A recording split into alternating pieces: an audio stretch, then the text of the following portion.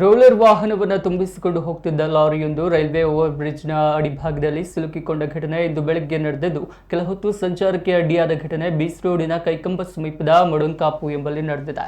ಪವಿತ್ರ ಗುತ್ತಿಗೆ ಸಂಸ್ಥೆಗೆ ಸೇರಿದ ಸುತ್ತುಗಳು ಇದಾಗಿದ್ದು, ಕಾಮಗಾರಿಗೆ ರೋಲರ್ ಅನ್ನು ಲಾರಿಯಲ್ಲಿ ತುಂಬಿಸಿಕೊಂಡು ಹೋಗುವ ವೇಳೆ ರೈಲ್ವೆ ಬ್ರಿಡ್ಜ್ ಅಡಿಭಾಗದಲ್ಲಿ ಕ್ರಾಸ್ ಮಾಡಲು ಸಾಧ್ಯವಾಗದೆ ಸಿಲುಕಿಕೊಂಡಿದೆ. ಬ್ರಿಡ್ಜ್ನ ಎತ್ತರಕ್ಕಿಂತ ಅಧಿಕ ಎತ್ತರದಲ್ಲಿ ಲಾರಿಯ ಲೋಡ್ ಮಾಡಿಕೊಂಡಿದ್ದೇ ಈ ಘಟನೆಗೆ ಕಾರಣವಾಗಿದೆ.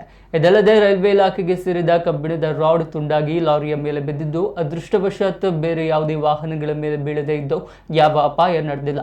ಸ್ಥಳಕ್ಕೆ ರೈಲ್ವೆ ಇಲಾಖೆ ಆಗಮಿಸಿದ್ದು, ಘಟನೆಯಿಂದ ಆಗಿರುವ ನಷ್ಟಕ್ಕೆ ಪರಿಹಾರದ ಬಗ್ಗೆ ಲಾರಿಯವರಲ್ಲಿ ಮಾತುಕತೆ ನಡೆಸಿದ್ದಾರೆ.